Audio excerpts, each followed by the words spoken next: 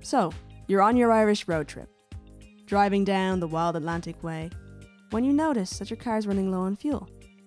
You may be unsure of where to go or how refueling a car works in Ireland. But don't worry cousins, I'm here to help to give you the ins and outs of Irish petrol stations. You'll be able to recognise a petrol station by the LED pylon sign that displays how much petrol and diesel cost per euro. Before pulling up to the petrol station, it's important to check which side of the car the tank is on. This will help you know whether to pull up on the left or the right of the fuel pumps. For safety reasons, it's important that you don't smoke, use your phone, and ensure that the engine is turned off while you're filling the car with petrol or diesel. In Ireland, you pay after you've filled the car with petrol or diesel, so make sure you keep track of what number pump you filled at.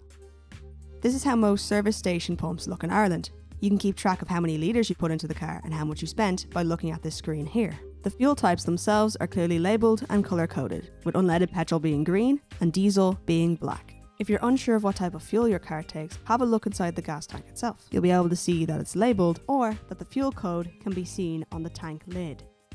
Once you're done filling up your car, it's time to head inside the service station. Inside, you'll find drinks, snacks, and even pastries. Most service stations even serve coffee. This one actually serves iced coffees, so I'm getting myself a little iced latte before I hit the road again.